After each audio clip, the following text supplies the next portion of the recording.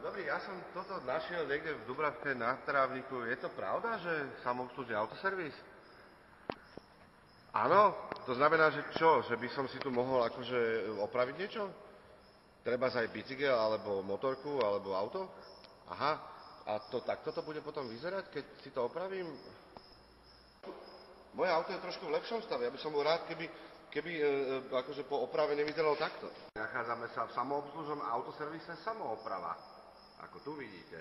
Je to neuveriteľná novinka na slovenskom trhu. Môžete sem prísť, nenájdete tu jedného servisného technika, nenájdete tu ani upratovačku, sem tam tu nájdete aj nejakého pána majiteľa. Áno, prepáčte, telefón.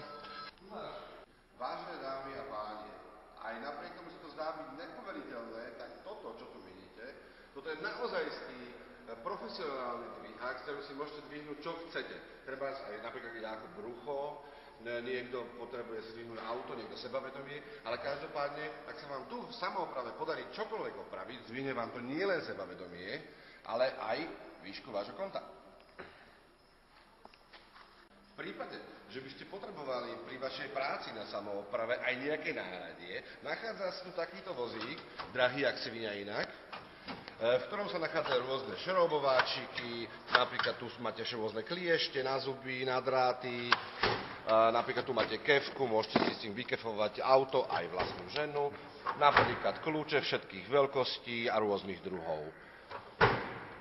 Tu máte golasadu kompletnú a v tom spodnom šuflíku, keď chcete vedieť, čo je, musíte prísť. Pán Svory.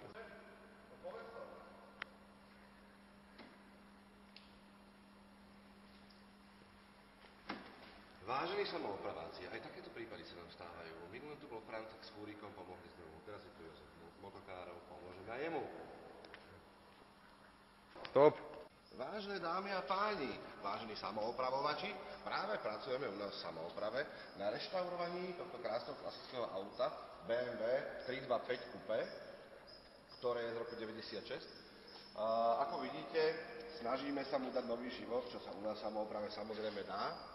S týmto krásnym motorom toto auto potom po našom zásahu nabehá ešte ďalších 100 000 kilometrov. Práve sa chystáme v našej samooprave zrepasovať tento krásny zánovný nárazník na nášho krásneho tátoša a chceli by sme vám ukázať, akým spôsobom sa u nás samoopravuje. V prvom rade sme tento nárazník, ktorý je zánovný, zácno kúpili na autobrakovisku, vybrúsili, aby nám chytil základný nejaký ten sprej, jak sa to volá? Plnič, áno, správne plnič. A ten plnič nám potom ukáže, kde ešte musíme tento zánovný, od kameňov dodrbaný nárazník poopravovať. Dobre.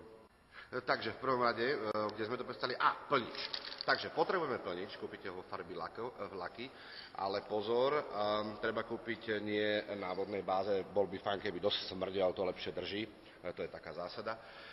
V druhom rade by sme si ten nárazník,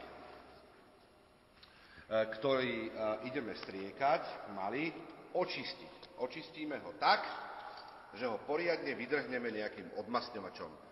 Ja som to odmasnil záchodovým odmasňovačom. Snad to bude dobré. Nárazník striekame plynulými ťahmi zľava doprava. Snažíme sa prúd spreja držať kolmo na striekaný predmet. Asi takto.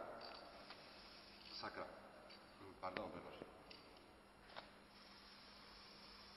Plynulými pohybmi nesnažíme sa zostať na jednom mieste, aby sa nám nehromadil plnič, aby sa rovnomerne rozprestrelo po celom striekanom predmete.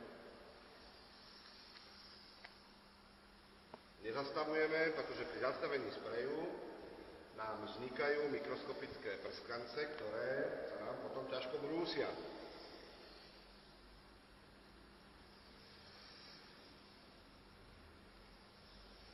Radšej vo viacerých vrstvách, ktoré necháme presknúť.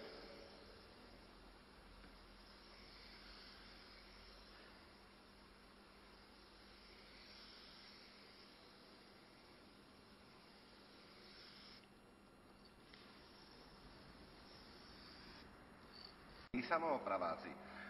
V našej samooprave máme perfektný servis, kde poskytujeme mlieko, pozor, môže obsahovať aj mlieko, vlašský šalát, restkovky na kusnutú žemlu. To všetko môžete mať, keď k nám prídete opravovať vaše krásne tátoše, prípadne bicykle, prípadne motokári.